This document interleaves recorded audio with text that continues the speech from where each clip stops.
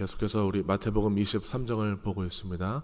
마태복음 23장은 서기관들과 바리새인들을 향한 하나님의 책망이면서 진정한 신앙과 또 위선적인 신앙의 차이를 대조해서 우리들에게 말씀하고 있습니다.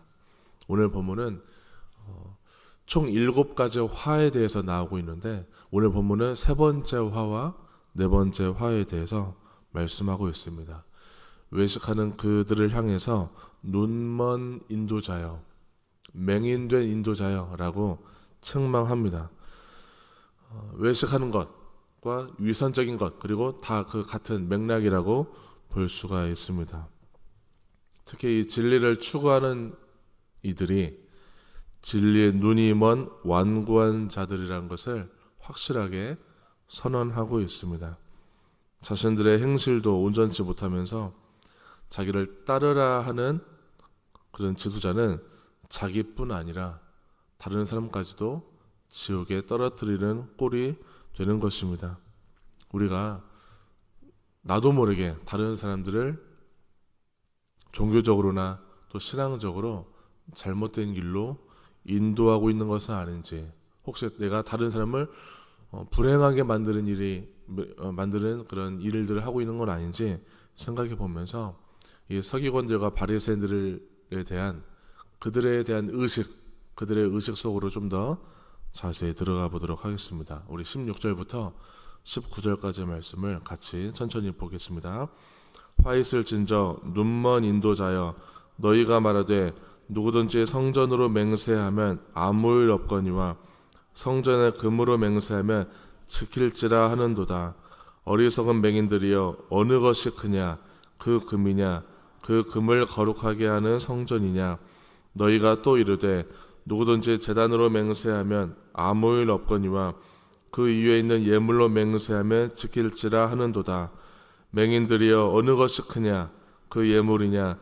그 예물을 거룩하게 하는 제단이냐? 아멘. 예수님께서 바리새인들이 자주 쓰는 말에 대해서 언급을 하세요. 바리새인들과 서기관들은 맹세하는 것을 좋아합니다. 맹세하는 것. 그러나 맹세할 때 하나님의 이름을 걸고 맹세하지는 않았어요. 만약에 하나님의 이름으로 맹세하다가 지키지 못하면은 뭔가 화를 당하는 것에 대해서 두려워하는 마음이 있었습니다. 우리도 하나님께 맹세를 잘 안 하잖아요. 하나님을 걸고 함부로 맹세하지 않는 것처럼 뭔가 꺼림칙하게 그 두려움이 있는 것처럼 이들도 함부로 하진 않았어요. 하나님의 이름을 걸고 맹세 책임을 벗어나기 위해서 교묘하게 규칙을 만들었습니다. 성전이나 제단으로 맹세하면은 지키지 않아도 되지만 성전의 금, 제단의 예물로 맹세하면은 반드시 지켜야 하는 쪽으로 유도했습니다. 그러니까 성전의 금은 성전의 예물이에요. 제단의 제물은 제단의 제물이나 예물 같은 거예요. 물질을 걸고 맹세해야 효력이 있다, 더 중요하다라고 그들의 말을 언급을 한 것입니다. 맹세가 무엇일까요? 맹세는 말이나 행동을 반드시 실천하겠다고 굳게 약속하는 것, 굳게 다짐하는 것입니다. 무엇으로 맹세하든 그것은 하나님과 연결되어 있어요. 내가 가족 앞에서 맹세하든 지인 앞에서 다른 것을 걸고 맹세하든 그것은 다 하나님이 듣고 계시기 때문이에요. 하나님이 들으시기 때문에 하나님께 맹세하는 것과 같습니다. 이거는 20절부터 22절까지의 내용과 연관되어 있어요. 무엇에게 맹세하든 하나님께 맹세하는 것과 같다. 심지어 이 바리새인들은 성전과 성전의 금을 대조시키고 있어요. 제단과 제단의 예물, 제단의 제물을 대조시키고 있습니다. 무슨 말이냐면은 하나님의 그 거룩함을 상징하는 성전과 제단을 약화시키고 비본질적인 성전 예물과 재물에 관심을 두는 그들의 평소 실체를 드러내고 있어요. 그들은 성전보다 성전의 예물을 더 관심을 두고 있어요. 제단보다 제단에 올려지는 그 물질에 더 평상시에 관심을 두는 사람들이라는 것입니다.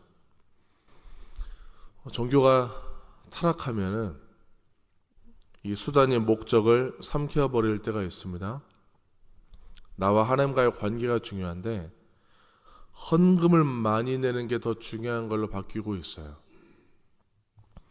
우리가 말씀에 녹아있는 신앙 공동체 생활이 더 중요한데 내 이미지 관리하는 게 더 중요한 걸로 뒤바뀌어 버려요. 내가 이 교회 안에서 내 인맥, 내 이미지, 내가 어떻게 사람들에게 보여지는가에 대해서 더 중요하게 거기에 더 무게를 두고 신앙 생활을 하는 게 되어버렸습니다. 교회는 건물이 크고 웅장하고 화려하고 편리한 시설을 갖춰놓는 게 훨씬 더 중요하다라고 생각해서 내 신앙보다 건물 중심으로 뒤바뀌어 버리는 부분들, 영혼을 목양하는 것보다 이 교회는 몇 명이 모이는가, 예산이 얼마인가, 이것이 더 중요한 걸로 바뀌어 버리는 거예요. 이 모든 게 비본질을 본질로 바꿔치기 한 것입니다. 오늘날 많은 한국 교회가 이런 현상들이 계속 벌어지고 있어요. 본질의 승부를 거는 것이 아니라 그렇게 보이는 척하면서 비본질을 더 무게를 두고 거기에 더 목숨 걸고 그것을 내가 쟁취하기 위해서 비본질을 더 교회에 많이 차지하게끔 하기 위해서 애쓰는 모습들이 있는 것입니다. 지키지도 못할 일들을 함부로 맹세하는 자는 오히려 믿음이 없다고 말하고 있어요. 믿음이 있다면은 맹세하지 않고도 신앙생활을 잘 할 수 있는 것입니다. 굳이 맹세할 필요가 없는 거예요. 그냥 잘하면 되는 거예요. 맹세까지 할 필요 없는 거죠. 저는 맹세까지는 아니지만 제가 요즘 많은 분들에게 저 요즘 가공식품 끊었습니다. 군것질 잘 안 먹고 있습니다. 일부러 안 먹으려고 합니다. 건강을 위해서 계속 안 먹으려고 하고 있습니다. 여러분들에게 계속 얘기하고 있어요. 맹세까지는 하지 않아요. 왜냐면은 또 지키지 못하고 먹을 수도 있기 때문에 대신 계속 얘기하는 이유는 나름대로의 장치를 만드는 거예요. 많이 얘기하면은 더 안 먹게 되니까. 다 얘기해놓고 먹으면은 부끄럽잖아요. 그래서 계속 얘기하는 편이긴 해요. 계속 노력하고 있어요. 그래서 최근에 한 3kg 뺐습니다. 근데 이것을 제가 하나님과의 인격적 관계 속에서는 더 지키려고 해요. 하나님, 저 나쁜 음식 몸속에 집어넣지 않겠습니다. 맵고 짠 음식 먹지 않겠습니다. 노력하겠습니다. 계속 노력하고 실천하고 있습니다. 우리 23절과 24절 네 번째 화를 보도록 하겠습니다. 화 있을진저 외식하는 서기관들과 바리새인들이여, 너희가 박하와 회향과 근처에 11조는 들이되 율법에 더 중한 바 정의와 긍휼과 믿음은 버렸도다. 그러나 이것도 행하고 저것도 버리지 말아야 할지니라. 맹인된 인도자여, 하루 사내는 걸러내고 낙타는 삼키는도다. 아멘. 네 번째 화는 이 11조에 관한 내용입니다. 여기서 박하가 나오고 회향, 근처가 나오는데 이 박하는 이 셋 다 식물이에요. 식물. 박하는 독특한 향내를 내는 채소입니다. 그리고 회당의 방향제로 쓰이기도 했어요. 회향과 근채는 미나리과 식물인데 어떤 약품이나 향료로 쓰이기도 했습니다. 모두 이 이스라엘에서 재배되는 아주 사소한 농작물들이에요. 이렇게 아주 작은 수입원 가지고도 11조를 철저히 내는 것 같지만 정작 그들은 정말 더 중요한 정의와 긍휼과 믿음을 외면하고 소홀히 하고 있다는 거예요. 이걸 비유로 하자면은 24절에 보니까 하루살이는 걸러내고 낙타는 삼켜버리는 것과 같아요. 하루살이는 아주 작은 곤충인데 그 당시 부정한 곤충이에요. 포도주를 담그다 보면은 그 통에 그 하루살이가 들어가는 경우가 많아서 그걸 걸러내는 거예요. 안 먹으려고. 부정한 곤충이니까. 그걸 안 먹으려고 신경 쓰는 사람들이 정작 낙타는 먹어버리는 것. 낙타도 부정한 동물이에요. 먹으면 안 되는 동물입니다. 근데 그거는 삼켜버리는 것과 같다고 말하고 있어요. 아주 작은 것은 지나치게 신경 쓰면서 정작 큰 죄는 못 보는 그들의 행태를 경고하고 책망하는 것입니다. 이들의 이러한 외식은 사소한 것에 집착을 하면서 본질은 잃어버리는 거예요. 규칙을 지키는 것은 눈에 보이죠. 그러니까 행동이 보이잖아요. 그래서 판단이 가능하니까 저 지키는구나. 누구나 다 판단하고 볼 수 있으니까 열심히 지키려고 해요. 근데 사랑은 눈에 보이나요? 사랑은 좀 추상적이에요. 정의 추상적이에요. 이런 것들은 눈에 잘 안 보여요. 11조 내는 것, 11조 내는 행위가 보이죠. 그리고 액수도 알 수 있어요. 그러니까 사람들에게 알려질 수 있기 때문에 열심히 하지만 긍휼은 보이지 않게 자기 희생이 필요한 부분이니까 잘 안 지켜요. 인간은 이때만은 그런 것이 아니라 지금도 인간의 내면의 변화보다 외적으로 보이는 것을 바꾸려고 하는 것, 통제하는 것에 우리가 더 선호하는 부분이 있습니다. 믿음 생활에 있어서 뭐가 중요한지 모르는 사람이 있을까요? 우리 다 알아요. 물어보면 다 각자 나름대로 하나씩 추구하는 것을 말하면서 그렇게 살아가고 있습니다. 그러나 실상을 보면 우리의 삶의 부분을 자세히 보면은 본질이 아닌 걸 가지고 수시로 인간관계에서 또는 교회 공동체에서도 목에 핏대를 세고 주장하는 경우가 얼마나 많습니까? 비본질을 가지고 계속 나는 주장하고 내가 원하는 대로 내가 내 뜻대로 해야 된다고 이것이 본질이라고 주장하는 경우가 참 많습니다.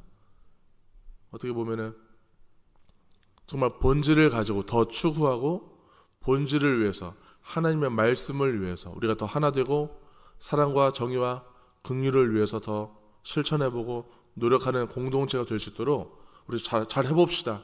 우리 더 기도해봅시다. 더 예배합시다.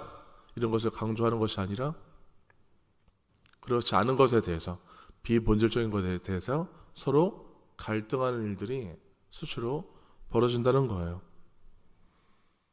만약에 내가 그 일을 하고 있다면은 내가 비본질적인 것을 가지고 너무나 지나치게 사람들에게 주장하고 있다면은 좀 살펴볼 부분이에요. 내가 지금 무엇을 중요하게 생각하고 있는지. 외식이라는 것은 본질과 비본질을 뒤집어 버려서 영적 시력을 잃게 만드는 것입니다. 저와 성도님들 모두는 규칙보다 율법보다 사랑을 선택하시기를 바랍니다. 시스템도 중요하지만 시스템 위에 있는 하나님을 바라보시기를 바랍니다. 우리가 보여지는 것보다 묵묵히 하나님의 말씀에 근거해서 소신대로 행동하는 신앙생활이 되기를 소망합니다. 비그리스도인들이 교회를 바라보면서 또 그리스도인들을 바라보면서 어떻게 말하는 줄 아세요? 예수는 따르되 그리스도인들을 따르지 말자. 이렇게 말하고 있어요. 예수는 좋은 분이니까 예수는 따르지만 저 그리스도인들을 보고 저들을 본받지 말자. 이렇게 얘기해요. 언행 불일치하는 그리스도인들을 꼬집는 그들의 말과 생각이라고 생각합니다. 오늘도 우리의 그 보이지 않는 군데군데 묻어있는 병들어 있는 신앙들을 잘 살펴보면서 주님께 내 이 신앙을, 내 부족함들을 또 고백하면서 진짜 중요한 것을 볼 수 있는 그 분별력을 달라고 기도하시고, 또 정말 영적으로 잘 바라볼 수 있는 영적 시력을 달라고 기도하시면서 오늘도 내가 비본질에 더 눈을 두는 것이 아니라 본질을 바라보면서 이 공동체가 더 건강해질 수 있도록, 내 신앙이 더 건강해질 수 있도록 오늘도 승리하는 하루가 다 되시기를 주님의 이름으로 축원합니다.